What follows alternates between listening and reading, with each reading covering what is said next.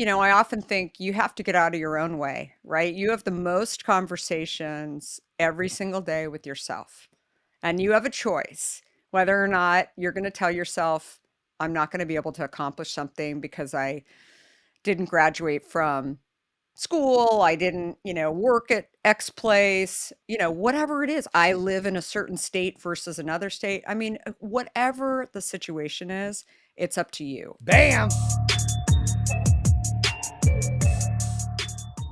I'm Jayson Waller with the True Underdog Podcast, and I'm super excited to have a mentor, a friend, a guest that is a baller. She empowers women worldwide. She's a former EY Entrepreneur of the Year award winner, as is myself, so we're in that group together. But she is the founder of Hint Water, one of my favorite things to drink. How are you doing, Kara Goldin? I'm great. How are you? I'm Thanks for having me. fantastic. Hey, and look, we both are from Arizona, so that's always a great thing, right? The Arizona sunshine. Yeah, in fact, I was just chatting with a friend and I thought, this is one of my favorite times of year back there. I got to get back there. Now's the time because when it hits Yeah, like June, like cut it off. It's done. forget You it. don't ever Forget want it. to be there. People are like, why don't you live there? It's too hot. You can't enjoy the summer. Like my kids couldn't Totally. even go outside. It's so hot. So Totally. hey, I'm super excited. Like your brand is fantastic. You've got this podcast that's booming, and I'm excited to be on your show here soon. But your book, like everywhere I go, I travel a lot. I mean, a lot. And every time I see your book out there. Let's talk about your book. Well, thank you. It's called Undaunted, Yep. and it really is my journey of not just building Hint, but also sharing the story about how you really can go and build a company. I mean, you are, as I'm talking, I think about you, and you don't need Harvard Business School degree to Yeah. go and start a company. More than anything, what I share with people who are thinking about starting companies is that you need to stay alive, right? And you may need to Mm-hmm. make the best chess moves along the way to stay alive. And you're smiling. I know this resonates with you, right? And sometimes you're going to make Yeah. mistakes along the way too, and you have to figure out how to get back up again. And you're going to run into things like the pandemic that are going to throw things off, and you've got to be able to make decisions to pivot and change in some ways and still stay alive along the way. And so I think like that is the key thing that I wanted to Yeah. get across to people. It has actually resonated with so many more people than I thought. I didn't write the book to, for example, be aimed at people who are sort of top of their game, running public companies that have, done amazing, amazing things. But those people are writing to me saying, why the heck haven't I gone and started a company? Why haven't I gone and done something that I've been really curious about for so long? So if I Mm-hmm. can inspire people to go and do something, I think, Right. with the great resignation that's going on right now, my biggest hope is that people are actually going and creating right now. And I know you're a creator, right? It might not all work out, but more than anything, Mm-hmm. if you don't try and figure out how to move forward and run into those bumps along the way, then I don't want to live a life with regrets. Right. So that That is the story of Hint and Undaunted, the book. you say without living regrets. I always say like my old man, and I love him. He's a blue collar dude. Worked his butt off, multiple jobs, stayed at AT&T for a long time. And I remember helping him deliver papers at night to help pay the bills when I was going to school still, like getting up in the morning, going to high school, and then helping him deliver papers at night. But he had an opportunity where his friend had a video store when video stores were cool. Yeah. And his friend said, "Hey, Bill, I'm going to get you a sub shop next to my video store and get my mom, Sherry, get her bakery because she worked at, Fry's, baking cakes and Yeah. decorating them." And so he had this opportunity, his dream, his like, this is great. I can run my own business. And he decided to play it safe. And there's nothing wrong with that. But he played it safe and kept the corporate job that transferred us from Arizona to North Carolina. I wouldn't change a thing. But I saw the struggle on his face over the years, working and working. And I knew he had regret.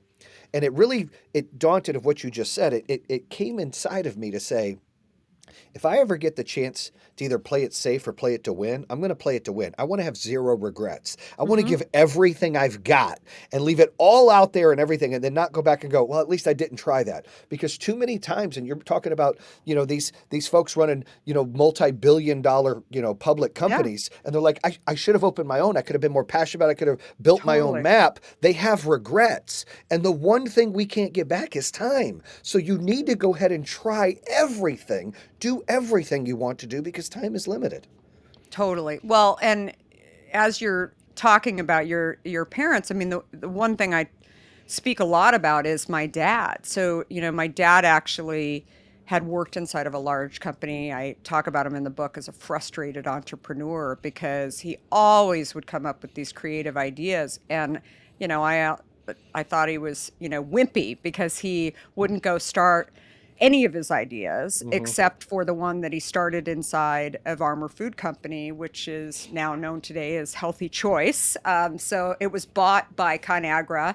All the aggravations of dealing with a large company and to be a developer of a brand was actually not very cool. I Right. mean, it's sort of like you were a misfit inside of a large company. And, my dad did everything for this company because like it was the time when there was a pension. Your dad the same way, like Hmm. he was like, I'm just going to suck it up and just keep doing it. He also wanted to put, we had 5 kids in our family, he wanted to put food on the table, but he never told us, hey, like maybe he said I've got to put food on the table, but he never made us feel guilty for putting us in front of them. And I I didn't agree. realize that until much later. But what was fascinating when I think you and I had talked about this before, when I was in high school, my dad was fired. Yeah. I'm like, what do you mean? Like, it's the number one product inside of ConAgra. Like, it's, still to this day, like one of their top products. And he didn't have an MBA. Mm. And so they basically went through the organization. This is in the 80s. I'm waiting for the CNN special on here's what the 80s were all about. But it was basically if you didn't have an MBA, they X'd you out. Hmm. And that was an opportunity to go save money. And so here he was in his late 50s and he was, fired. And I couldn't believe it. And the story ended up, pretty crazy because he was trying to figure out at that point what he was going to do. He was, pretty down on himself because here he had been fired. Hmm. When you got fired back in the 80s, you were done. Yeah. And so he was looking for a job, couldn't find a job. He was, older. He sort of had this mindset that he wasn't going to be able to make anything happen. So he went to the suppliers, the shrimp fishermen. Did I tell you this story You before? told me some of it, but dude, we Yeah. got new He went, listeners. They're going to want to hear it. So yeah. share it, girl. Yeah, So share it. he went, he was kind of looking for any opportunities that were out there, phoned his pals that were shrimp fishermen off the coast of St. Simon's Island, Georgia. Uh-huh. And he said, hey, have you guys heard of any opportunities? And they said, wait, why were you fired exactly? And he's like, well, I didn't have an MBA. And they're like, we didn't even graduate from high school. So, like, I mean, what? I mean, this is crazy. So they actually, and this was not my dad's idea, this was their idea, they stopped selling shrimp to ConAgra. Oh, And wow. for like 6 months, they had no fish. This was like one of their top products. It was crazy. So my dad like kind of chuckled, but said, "Oh, come on, you can't do that for very long. Don't do this because of me." Then 6 months later, ding, ding, ConAgra calling, and they said, "Okay, we want to hire you back." So this is a Ooh. story about relationships and staying Redemption. in It's and redemption. redemption. Yeah. And so actually, he's living in Scottsdale, Arizona, and they said on one condition, we'll hire you back. One, you need to tell your buddies who are the shrimp fishermen that they need to start supplying shrimp to us. And two, you need to move to Omaha, Nebraska, and from Scottsdale, Arizona. And my dad was like, I don't think so. And then he said, I don't have a choice. I need to go do it until I retire. So I get my pension, all that kind of stuff. And he went and actually had an amazing, like loved Omaha. Didn't think he was going to like it, loved it. And then he eventually came back to Scottsdale. But so many stories there, and so many learnings along the way. But anyway, I just think it's the change for entrepreneurship is definitely much. It's such a different world. I mean, probably the only like amazing entrepreneur who really got credit for being an entrepreneur back, in the 80s is Ron Popeil. The electric fisherman, Yeah. all those, like everybody thought he was a genius, but everybody else was a misfit, Right. You're right? right. So, You're right. And I love how you tell the story. Your dad didn't have the MBA, and like myself, I didn't finish high school or go to college yeah, and built 3 companies. But yeah, I believe, and I'm not knocking anybody that goes to school. I've got 4 kids. My oldest didn't want to go to school. My second one's going to go to Alabama, right? And I'm awesome. just a big believer of go to school for the experience to see what it's like to live on your own, and go to school and get a degree that's going to impact on what you want to do. But if Hmm. you're just going to go and cost yourself money or debt, you gain more by the experience in working somewhere or opening something than I could in a book. You know how many people with MBAs come to work for me and they're dumbfounded when I'm like, hey, I need you to do this? They're like, huh? Like, they don't show you that stuff in the book. You don't read Totally. about that. They don't understand how to make tough decisions, how to skinny up your team, how to rebrand, how to, you gotta have to really, you're gonna have to make tough calls, and you're gonna have to be able to scale and be efficient and inspire and motivate. They don't teach that in school. And so I love hearing about your dad, because there's more now, more of the entrepreneurs that come from that kind of background. But there wasn't enough back then. You're absolutely right. Like it was a judgment zone, and that was instilled into our generation. Like, I remember growing up and feeling less than, even as an early adult and an early business owner, that I don't have a college degree and these guys do. I was intimidated for people that were smarter than me to work for me. And then I Yeah. realized over time, like, they work for me. This is my Yeah. show. Like, Yeah. let me get them going. I don't need to feel that way. But it took time. Yeah, no, it does. And I often think you have to get out of your own way, right? You have the most conversations every single day with yourself.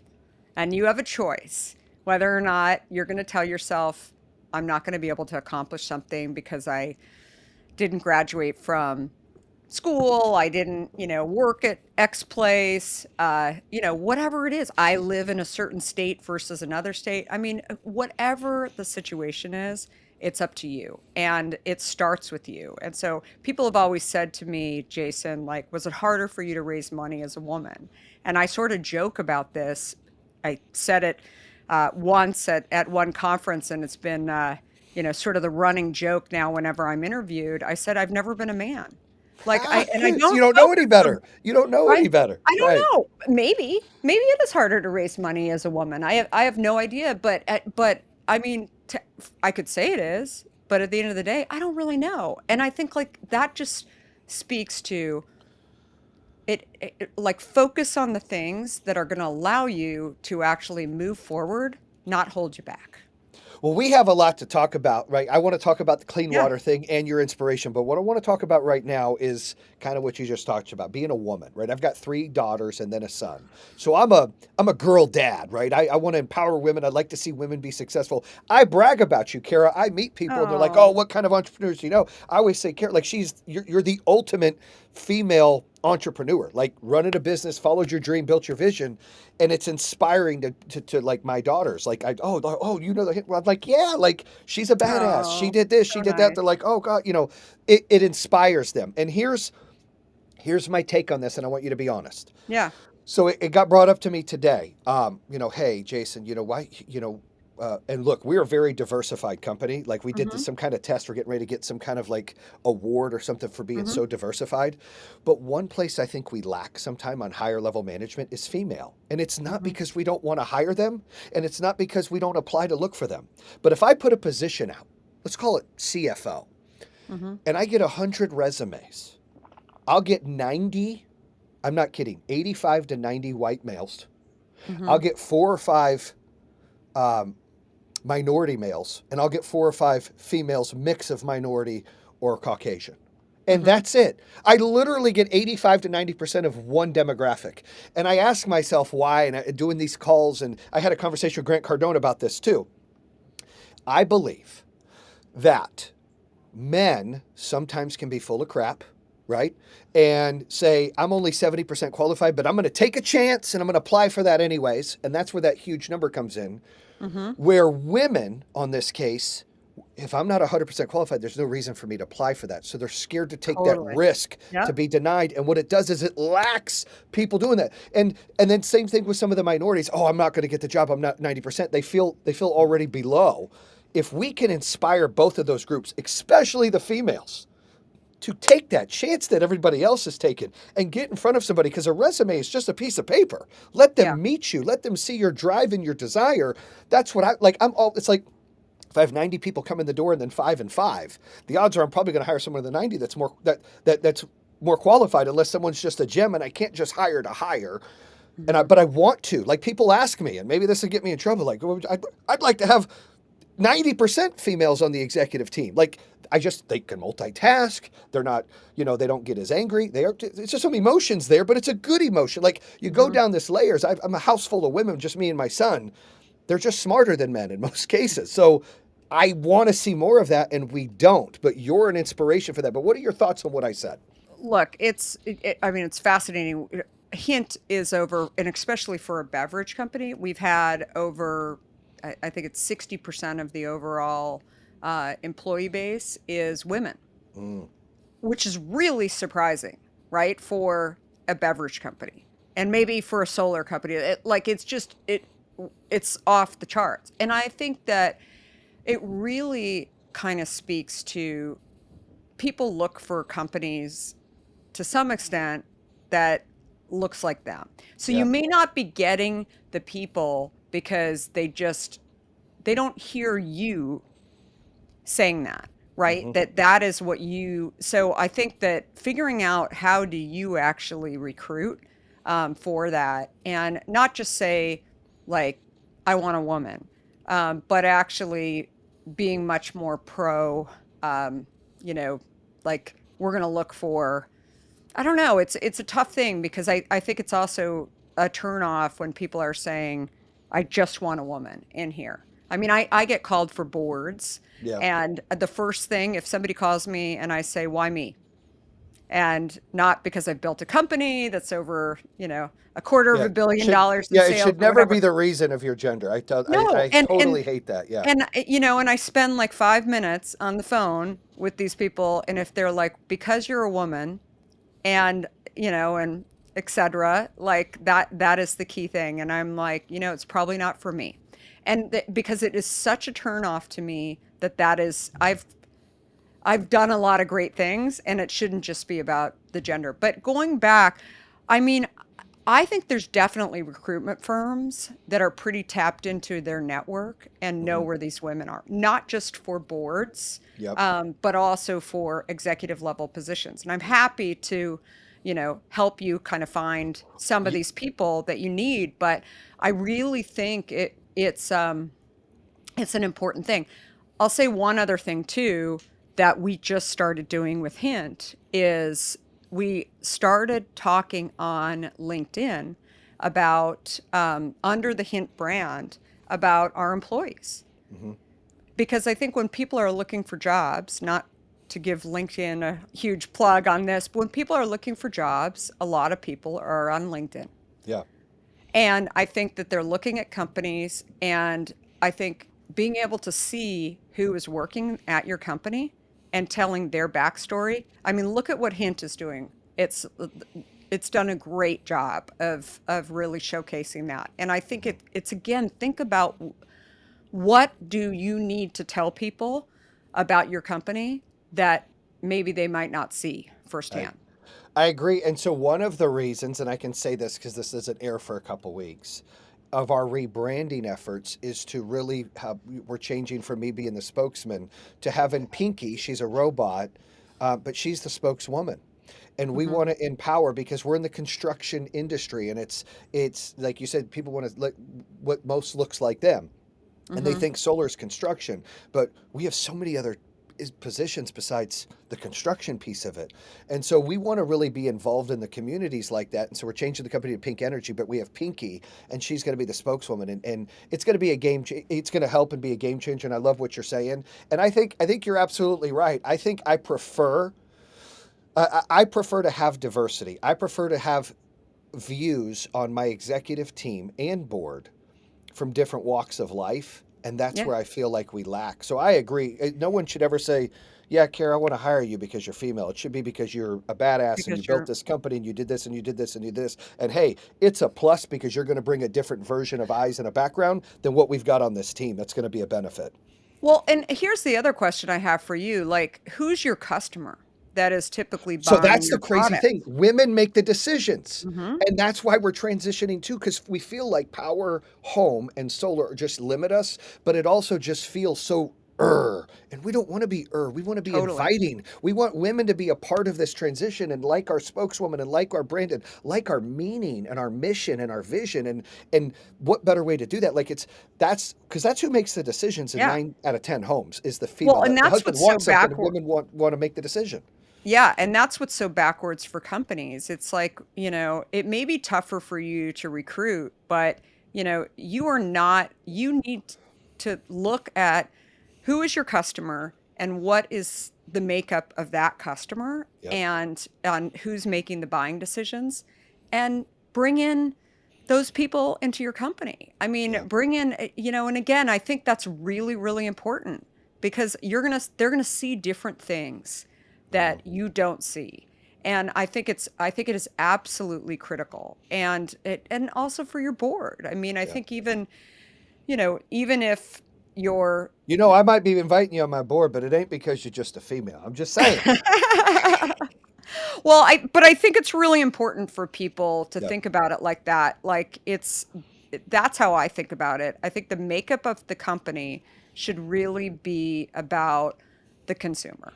And that's And why we're it transitioning. You're hitting right on the nail.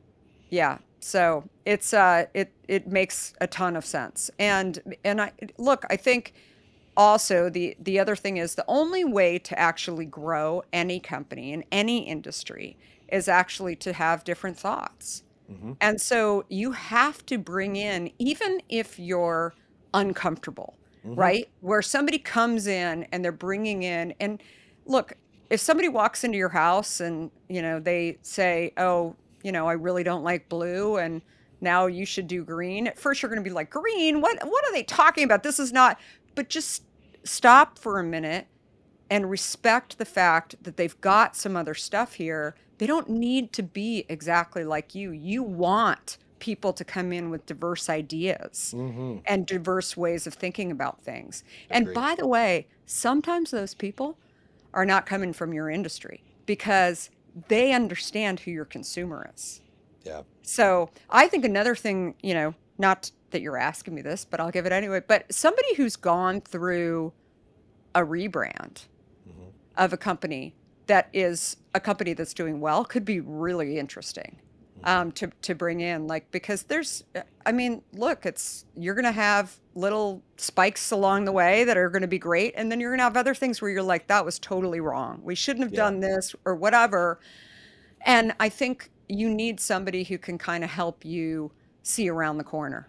I agree. I agree. We brought on some good team members and outsourced some things, but I agree. And we're always looking for great people, and it's never about a position. We find great people and we make positions, and I think that's what great companies try to strive to do. I want to talk about your passion, right? I love the hint water, and I'm not drinking it because you're on here. We have refrigerators full because it's great Awesome. tasting water and it's 0 calories and it's clean and refreshing and that little taste and hint of fruit. And so my favorite's the blueberry. It's always the hardest one to find, so I'll deal with peach. Um, but talk about clean water and part of your inspiration for Hint and in the future. How can people, how can Hint, how can anybody really help make a difference because water's so important in our life. Yeah, well, I totally agree. I mean, over the last 17 years, I didn't know much about water, right? Except maybe I swam in swimming pools in Arizona, and that was about it. And then I got to really understand water and how Hint produces and a bunch of different plants throughout the country, and how the quality of the water that we were using varied significantly. And because we don't use preservatives in our product, we have to remove everything from the product before you put fruit into the product. And so otherwise it'll, grow stuff if you don't remove everything out of the product. And that varied by state. So I started really looking just because I was curious at what were some of the quality issues that went on.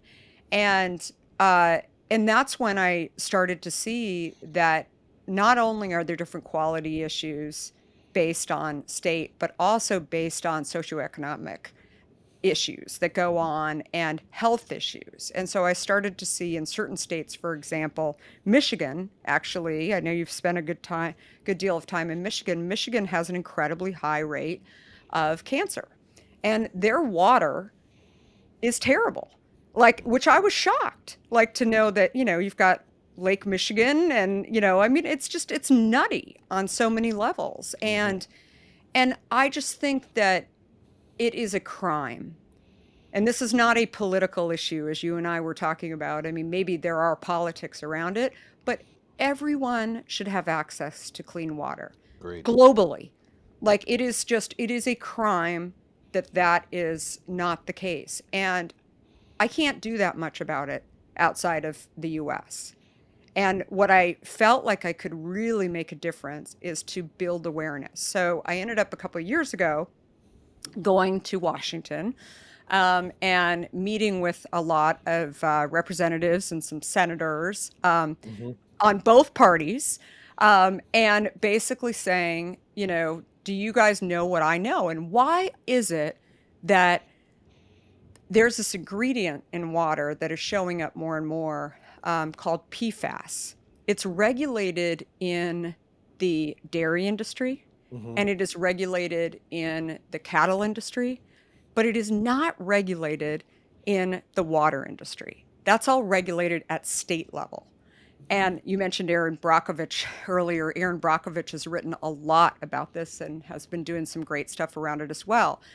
But this should actually be regulated at a federal level. We Hmm. shouldn't be sitting here jumping into a Lyft or an Uber and looking at our bottled water and trying to figure out where it's produced and having to, question whether or not you should be having something because you're not sure whether or not it has PFAS in it or some, Hmm. other ingredient. Obviously, in Michigan, we heard about flint and lead, and I tell people like, lead's bad. Don't get me wrong, but there's arsenic, there's Yep. PFAS, there's stuff that will slowly kill you. Hmm. Some of it will kill you, but a large percentage will slowly kill you. And so what I've been trying to work on is trying to build awareness. And ultimately, I mean, it's a hard thing. Like to get it taken back from the states and bring it to the federal level is a really, really tough thing. Yeah. And I think like again, we need to work more on that. But the thing that I think that you and I were touching on even before was that being an entrepreneur, I'm not a lobbyist. Being an entrepreneur, when I saw something that was a problem, I was shocked at how many people in Washington didn't really understand what I understood. Or don't And care on both sides, or don't totally. care.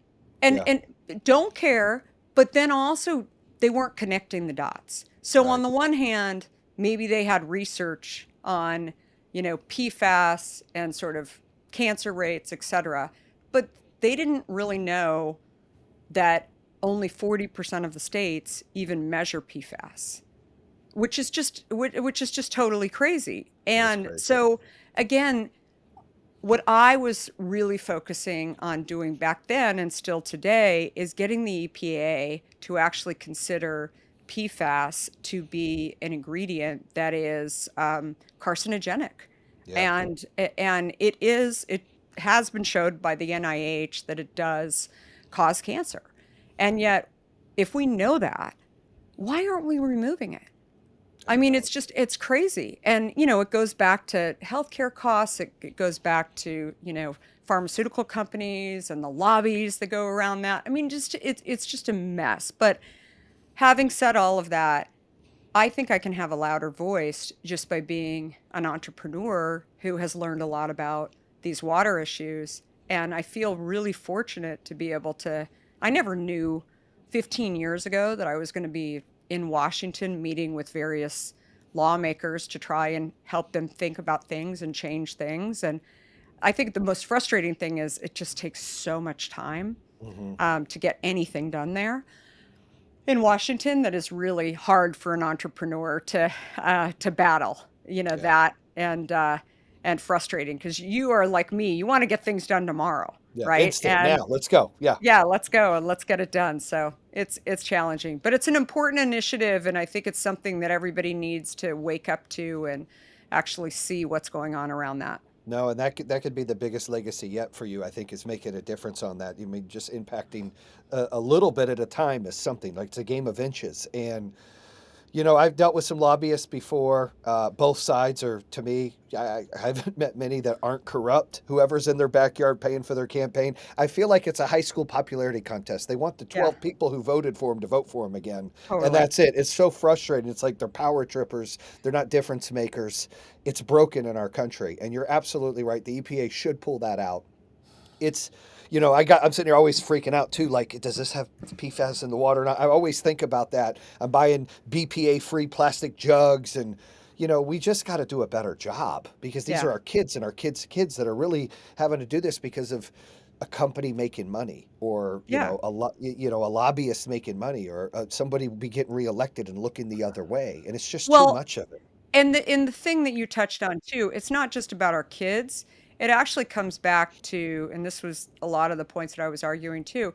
If you have a country that has a increase in cancer rates, then your health insurance costs, not only for you will go up, but for your entire company Yeah. will go up. And that's what happens. And so it affects everybody, even if it doesn't affect you personally. Maybe you don't live in the state that has, high levels of PFAS in it. But this is why we have to all work together in order to get, you know, some solve for this. And it should be regulated. And the EPA should be looking at water across. And again, like, I mean, it's crazy to me that if you have a farm that is filled with cattle and you have PFAS, you're, I mean, you should destroy the farm. I mean, there's just no hope, right? Right. Because you're not going to be able to sell the cattle.